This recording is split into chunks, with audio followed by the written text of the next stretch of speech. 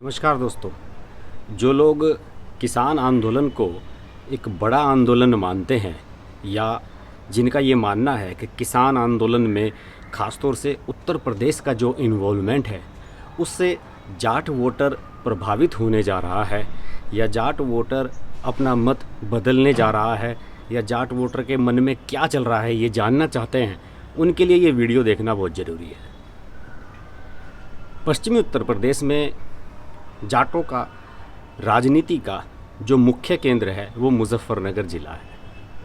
मुजफ्फरनगर ज़िले से भारतीय किसान यूनियन आती है जिसके लीडर राकेश टिकैत हैं, अध्यक्ष उनके भाई नरेश टिकैत हैं और इस संगठन की स्थापना 80s में कभी स्वर्गीय चौधरी महेंद्र सिंह टिकैत ने की थी, इनके पिता ने। महेंद्र सिंह टिकैत हमेशा अराजनीतिक रहे, कभी राजनीति में नहीं गए। उन्हें राज्यसभा की सीट ऑफर की गई थी, उन्होंने ठुकरा दी। अक्सर भारतीय किसान यूनियन के बारे में मीडिया में ये खबरें छपती रही हैं कि भारतीय किसान यूनियन चुनावों में किस पार्टी को अपना समर्थन देगी। ये चर्चाएं हमेशा आम रही हैं। भारतीय किसान यूनियन ने हमेशा प्रत्यक्ष रूप से किसी को भी समर्थन देने से बचने का रवैया आज तक अपनाया है। कभी भी वो डायरेक्ट नहीं गए, कभी मंच से ये नहीं कहा कि फलां पार्टी को वोट दें। अभी जब 2019 का लोकसभा चुनाव हुआ था तो मुजफ्फरनगर से बड़ा महत्वपूर्ण चुनाव हुआ था। पश्चिमी उत्तर प्रदेश में जाटों के बड़े लीडर माने जाने वाले स्वर्गीय चौधरी अजीत सिंह, उन्होंने अपना अंतिम चुनाव मुजफ्फरनगर से ही लड़ा, 2019 का लोकसभा चुनाव।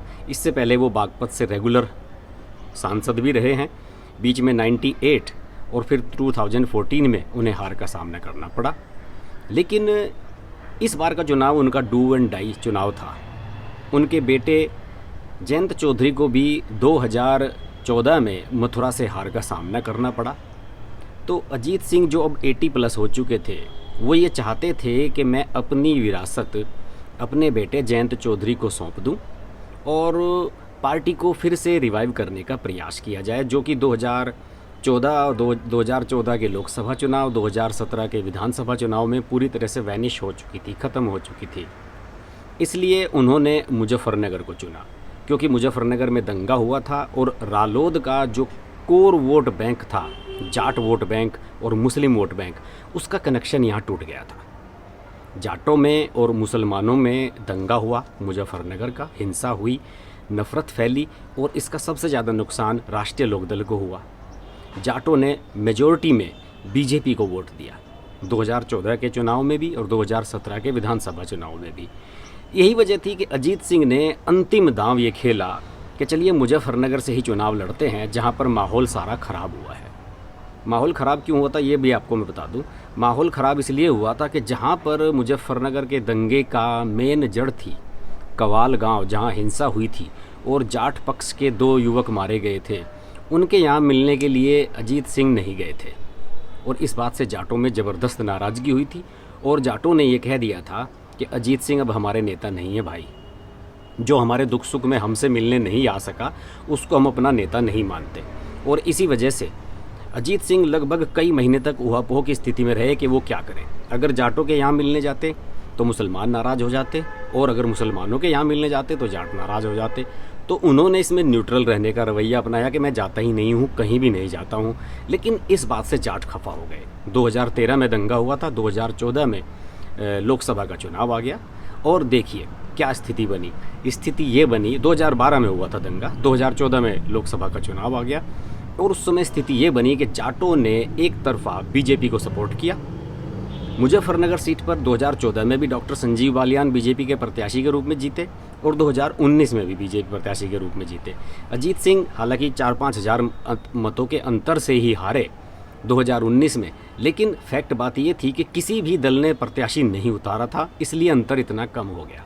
2014 में मुजफ्फरनगर सीट बीजेपी ने 4.5 लाख वोटों से जीती थी, जबकि 2019 में ये अंतर 4-5 हज़ार वोटों पर सिमट कर रह गया। लेकिन इसकी एक वजह थी, अजीत सिंह को जिताने के लिए कांग्रेस, सपा, बसपा किसी ने भी प्रत्याशी यहाँ नहीं उतारा था कि किसी भी तरीके से अजीत सिंह जीत जाएं, लेकिन उसके बाद भी नहीं जीत सके। और ये एक बहुत बड़ा सेटबैक था रालोद के लिए और यहाँ की जाट राजनीति के लिए। जाट राजनीति ने नया करवट लिया है 2013 के बाद। खासतौर से 2014 में जब नरेंद्र मोदी का उद्भव हुआ राष्ट्रीय नेतृत्व के रूप में, जाटों का जो एक युवा वर्ग है, खासतौर से जो 80s के बाद पैदा हुआ, 80s या 90s के बीच में जो पैदा हुआ, वो सब इस समय नरेंद्र मोदी को सपोर्ट करते हैं, नरेंद्र मोदी को अपना हीरो मानते हैं। वो मानते हैं कि नई जनरेशन की और जो नई तरह की राजनीति है वो नरेंद्र मोदी कर रहे हैं। लेकिन जो 50+ हैं, जो 70s में पैदा हुए या उससे पुराने बुजुर्ग आप जिन्हें कह सकते हैं, उनके सेंटिमेंट्स आज भी राष्ट्रीय लोकदल के साथ जुड़े हुए हैं कि भाई ये हमारी वेस्ट यूपी की जाटों की पार्टी है, इसे किसी भी तरह से ख़त्म होने से बचाना है। इसी सेंटिमेंट्स के बीच में यहाँ के जो जाट वोटर्स हैं उनकी क्या कहना चाहिए कि उनकी जो भविष्य की राजनीतिक सोच है वो फंसी हुई है। युवा वर्ग नरेंद्र मोदी, योगी आदित्यनाथ इनको पसंद करने लगा है, लेकिन जो खांटी जाट है, जो कट्टर जाट है पुराना इस बेल्ट का, वेस्ट यूपी का, वो आज भी कहीं ना कहीं अजीत सिंह की पार्टी से सिंपैथी रखता है। अभी जब किसान आंदोलन हुआ तो आपको याद होगा जब राकेश टिकैत 28 जनवरी को रो पड़े थे तो उन्हें सांत्वना देने के लिए सबसे पहले अजीत सिंह गए थे। अजीत सिंह ने उन्हें ढाढ़स बंधाया था।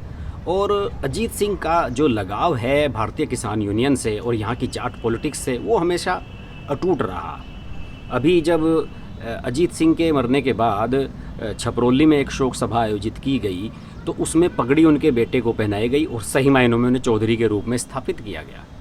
इससे पहले जब भारतीय किसान यूनियन के संस्थापक महेंद्र सिंह टिकैत का निधन हुआ था, 2011 में शायद हुआ था उनका निधन, तो उस निधन के समय अजीत सिंह ने ही ये तय किया था कि नरेश टिकैत अध्यक्ष बनेंगे और नरेश टिकैत के पास ही भारतीय किसान यूनियन की भी कमान रहेगी और बालियान खाप की भी कमान रहेगी। तो जाटों में अजीत सिंह के प्रति बहुत एक्सेप्टेंस थी। यही वजह है कि आज भी जो पुराना जाट है, जो बुजुर्ग जाट है, वो ये चाहता है कि राष्ट्रीय लोकदल फिर से रिवाइव करे। और जिस तरीके से हरियाणा में चौटालाज की पार्टी बड़ी पार्टी मानी जाती थी, देवीलाल की, ये सब पार्टियां जाटों की पार्टी मानी जाती थी, उसी तरीके से सब चाहते हैं कि जाटों की पॉलिटिक्स वेस्ट यूपी में बची रहे। अक्सर मेरे दूसरे चैनल पर हर्ष की बात लाइव, जो मेरा फेमस चैनल है, आप सब लोग मुझसे लाइव भी उसमें जुड़ते रहते हैं, आप लोग मुझसे सवाल पूछते हैं कि पश्चिमी उत्तर प्रदेश की जाट पॉलिटिक्स पर किसान आंदोलन का असर क्या होगा। एक लाइन में उसका जवाब देता हूँ, उसका असर कुछ नहीं होगा, जो पहले था वही अब होगा। कुछ जाट राष्ट्रीय लोकदल के साथ जाएंगे और कुछ जाट बीजेपी के साथ जाएंगे। मैं आपको बता चुका हूँ कि जाटों के बीच में जो जनरेशन गैप है, उस जनरेशन ने वोट देने का जो टेंडेंसी है वो सेम ही है, वो प्रवृत्ति सेम ही है, वो बदलने वाली नहीं है।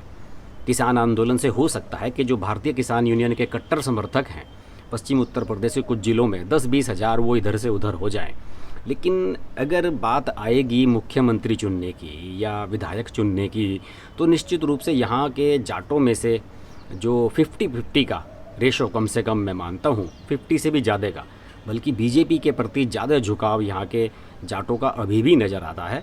मैं क्षेत्र में घूमा हूँ, बहुत क्षेत्र के लोगों से बात की है, मीडिया के माध्यम से मैं जानकारी लेता रहता हूँ वेस्ट यूपी की। कई पत्रकार साथी हैं मेरे पुराने जो मुझे फीडबैक देते रहते हैं। उनका ये मानना है कि 2022 के विधानसभा चुनाव में राष्ट्रीय लोकदल रिवाइव तो करेगी, हो सकता है कि इसकी कुछ सीटें आ जाएं। 2017 में तो एक ही आई थी, छपरौली सीट ही जीती थी बागपत की, बाकी उत्तर प्रदेश में 0 हो गई थी राष्ट्रीय लोकदल। लेकिन इस बार सबको उम्मीद है कि बागपत में या शायद मुजफ्फरनगर में या फिर मेरठ की एक आध सीट पर या फिर गाज़ियाबाद में या फिर उधर बुलंदशहर में, मथुरा में, इनमें कहीं ना कहीं राष्ट्रीय लोकदल अपनी पोजीशन दिखाएगी। और इसकी एकमात्र वजह ये भी है कि किसानों के बीच में जो गन्ने के रेट को लेकर नाराज़गी है वो भी किसान यूनियन के सेंटिमेंट्स के साथ थोड़ी सी जुड़ गई है। रेट उतना नहीं बढ़ा है गन्ने का, 4-5 साल के बाद योगी सरकार ने रेट बढ़ाया है। इन सब चीज़ों का भी रिफ्लेक्शन कहीं ना कहीं नज़र आएगा। लेकिन मेरा ये मानना है, उस क्षेत्र से बिलोंग करने के बावजूद मैं जो चीज़ों को देखता हूँ जिस तरीके से, मेरा ये मानना है कि इससे जाट वोटर पर कोई ज़्यादा प्रभाव नहीं पड़ने वाला है किसान आंदोलन से, भारतीय किसान यूनियन से। इतना ज़रूर है कि हाँ, कुछ जगह राष्ट्रीय लोकदल जाट वोटों के बल पर रिवाइव कर सकती है। कुछ सीटें उन्हें थोड़ी ज़्यादा पिछली बार से मिल सकती हैं, कुछ वोटों का प्रतिशत उनका बढ़ सकता है। इससे ज़्यादा असर होता हुआ मुझे कुछ नज़र नहीं आ रहा है। इस चैनल पर इसी तरह के थोड़े से गहरे और गंभीर विश्लेषण हम करते रहेंगे। उत्तर प्रदेश के चुनावों पर फिलहाल फोकस करने का प्लान है। इस चैनल पर लाइव भी आने का प्लान है। आप सब लोग जुड़े रहिए और मेरे इस चैनल हर्ष कुमार को आप ज़रूर सब्सक्राइब करें। मेरे जो 2 अन्य चैनल हैं, ग्लोबल हर्ष और हर्ष की बात लाइव, उनसे तो आप लगातार जुड़े ही होंगे, और अगर नहीं जुड़े हैं तो उनसे भी जुड़ जाइए और देखते रहिए हर्ष कुमार का ये चैनल। नमस्कार।